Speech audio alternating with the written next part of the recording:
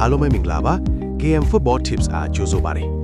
ဒီနေ့ည Italy Serie A ရဲ့ပွဲစဉ်တစ်ပွဲဖြစ်တဲ့ Roma နဲ့ဇယားအောင်ဆုံးက Pisa တို့ရဲ့ပွဲကိုအမြန်ဆုံးသုံးသပ်ပြသွားပါမယ်အင်ရှင်ရိုမာအတွက်ဒီည3မှတ်ကချန်ပီယံလိဂ်ဝင်ခွင့်အတွက်အလွန်အရေးကြီးပါတယ်ဒါပေမဲ့ဒီဘာလာနဲ့ဒေါ်ဖစ်တို့လူအဓိကတိုက်စစ်မှုတွေတန်ရာကြောင့်မပါနိုင်တာကရိုမာအတွက်အခက်တွေ့စေမှာပါတစ်ဖက်ကပီစာကတော့ဇယားအောင်ဆုံးမှာတန်းစင်ကိုတေချာသလားရှိနေပြီးဒီရာဒီအဝေးကွဲမှာတပွဲမှာနိုင်ပွဲမရသေးတဲ့အပြင်တိုက်စစ်လာတဲ့လိဂ်မှာအားနည်းဆုံးဖြစ်နေပါတယ်ဒေတာတွေအရတကိုးပေါက်မှာရိုမာနိုင်ဖို့ခက်ခဲနိုင်တယ်လို့ပြနေတယ်လို့တိုက်စစ်ပိုင်းအင်အားနည်းနေတာကြောင့်ဒီပွဲဟာဂိုးနဲမဲ့ဘက်မှာရှိနေပါတယ်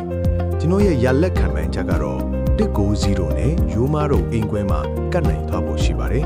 အပိုင်လိုက်ချင်သူတွေတက် total goal under 2.5 နဲ့ AS Roma win ကအသေးချဆုံးပါပဲ